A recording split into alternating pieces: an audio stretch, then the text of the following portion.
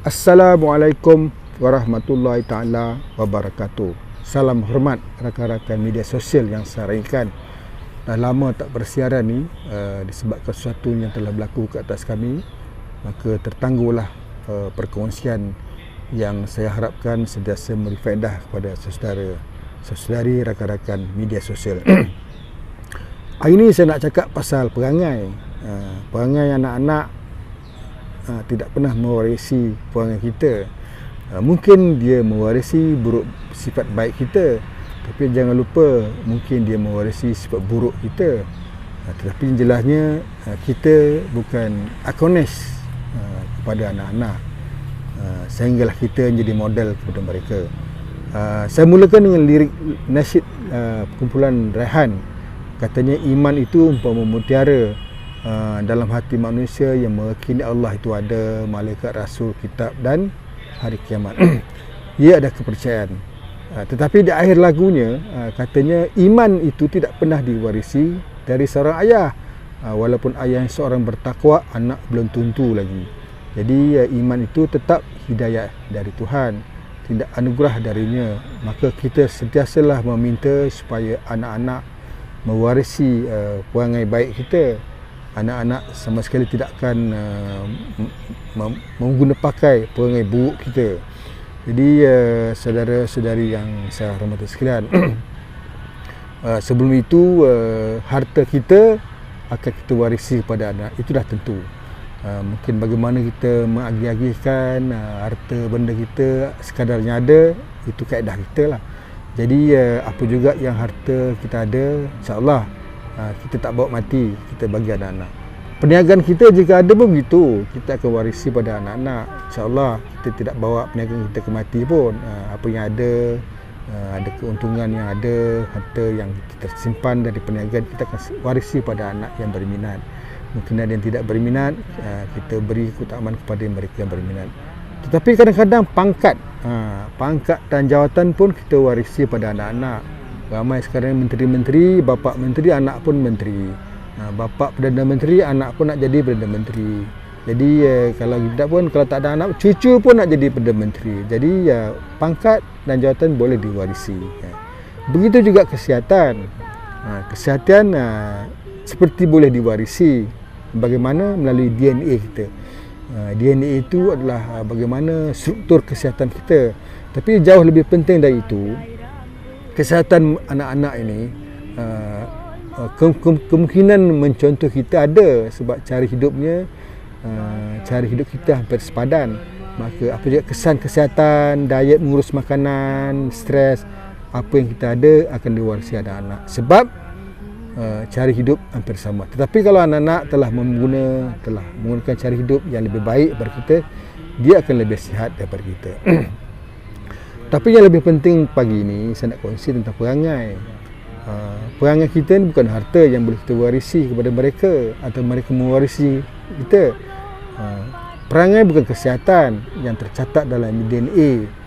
Perangai adalah cara berfikir. Cara bagaimana dia melazimkan keadaan berfikirnya dan bertindak. Bagaimana dia percaya sesuatu yang menjadi baik dan buruk kepada dirinya, yang menjadi aturan dan pedomannya. Bagaimana dia modeling orang. Manusia ni suka memodelkan orang, apa yang dia suka, siapa yang dia suka. Jadi maknanya kalau kita ada anak-anak, tidak cukup sekadar menasihatkan anak-anak. Kita mesti memberi model, memberi teladan yang baik kepada anak yang menjadi kesukaannya. Jangan menunjukkan model yang tidak pernah diminati. Misalnya kalau merokok, anak-anak mungkin tidak. Tapi jangan terkejut, anak-anak tetap akan merokok sebab memodelkan mak bapak dia yang merokok. Saudara-saudari yang saya raikan, perangai anak-anak ini sebenarnya tentang kepercayaan yang dibinanya, kepercayaan yang dihadamnya dari pembacaan dan teladan yang dilihatnya. Bagaimana dia memberi panduan kepada apa yang dia percaya betul atau tidak. Kalau kita sentiasa memberi model yang baik, teladan yang baik, insya-Allah anak-anak akan sentiasa menjadikan kepercayaan itu sebagai peraturan hidupnya, menjadi sistem nilainya, bagaimana dia memberi keutamaan apa yang perlu dilakukannya. Jadi begitu juga bagaimana menjadi norma kehidupannya yang akan memberi kepada attitude-nya. Bagaimana dia bertindak, respon kepada seseorang dan sesuatu. Kedua, perangai anak-anak ni bergantung pada neuronya, iaitu mindanya, cara dia berfikir. Cara berfikir adalah bagaimana proses indoktrinasinya, kelaziman yang dilakukannya, bagaimana dia sentiasa mencipta wayang minda. Kalau dia seorang yang suka membantu orang, saya yakin dia sentiasa bersedia untuk menolong orang. Dia telah mencipta dirinya sebagai seorang yang rebellious. Semua orang tak kena, semua asyik komplain hidupnya, maka itulah dia cara berfikirnya. Ketiga, perangai anak-anak datang daripada perkataan yang biasa kita gunakan, yang biasa dia dengar dan biasa dia gunakan. Perkataannya adalah menggambarkan akhlaknya. Language is behavior. Kalau dia menggunakan istilah-istilah yang baik-baik, insya-Allah dia jadi yang baik. Jadi latih anak-anak, latih diri kita supaya sentiasa memberi teladan istilah-istilah yang baik, istilah-istilah yang meningkatkan kecerdasan akal. Kerana apa? Manusia ni akhirnya tetap sistem representasinya. Apa yang dilihatnya, apa yang didengarnya dan apa dirasanya. Itulah dia, bagaimana dia mencipta perangainya. Sebab akhirnya bahasa mindanya tidak sama dengan orang lain.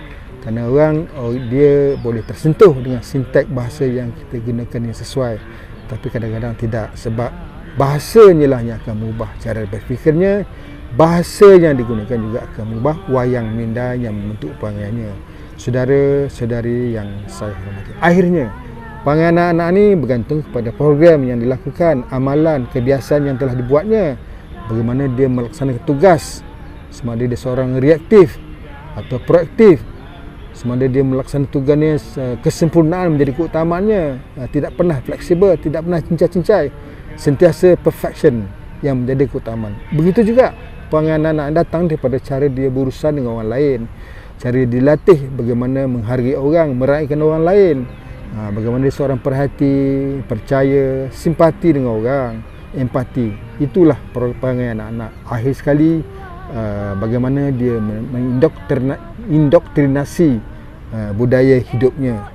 Bagaimana seorang dia yang reaktif, bagaimana seorang dia moving toward, sentiasa menyukai, dia tak pernah moving away, sentiasa membenci, atau bagaimana dia sentiasa matches, sentiasa menyamakan dengan orang lain. Tidak pernah dia bertindak mismatches, berlagak pandai dengan orang, berbeza dengan orang lain, ataupun bagaimana dia meletakkan prinsip hidupnya sebagai utamaan, tak peduli pun hal orang lain, tak peduli pun kepercayaan, yang penting diri dia. Jadi inilah dia program perangai yang membentuk perangai anak-anak. Jadi perangai anak-anak tidak diwarisi dari mak bapaknya. Cakaplah macam mana pun dengan anak-anak supaya bertindak baik, tapi akhirnya bagaimana dia menggunakan otaknya berfikir, bagaimana dia menggunakan istilah-istilah yang baik-baik, yang menyentuh dan mempengaruhi bahasa mindanya dan mindanya, bagaimana dia mengamalkan budaya, cara menguruskan kerja dan cara berurusan dengan manusia. Itulah perangai anak. Kalau kita mempunyai nilai-nilai yang baik, perangai yang baik, berdoalah semoga Allah memberi hidayah kepada mereka anak-anak meniru perangai baik kita. Kalau kita ada perangai buruk kan, masa muda-muda dulu, berdoalah juga supaya anak tidak pernah mengikuti kita. Jadi kalau ada perangai kawan-kawan, saudara mara yang menjadi contoh kepada mereka, berdoalah mereka sentiasa be inspired dengan perangai baik itu. Berdoalah juga, jangan sekali-kali anak-anak meniru, memodelkan perangai buruk saudara mara kita, juga perangai kita. Sekian, perangai anak-anak tidak pernah diwarisi, ataupun anak-anak tidak pernah mewarisi perangai kita, selain cara berfikir, bahasa, linguistik yang digunakan dan proses doktrinasinya. Assalamualaikum dari kami.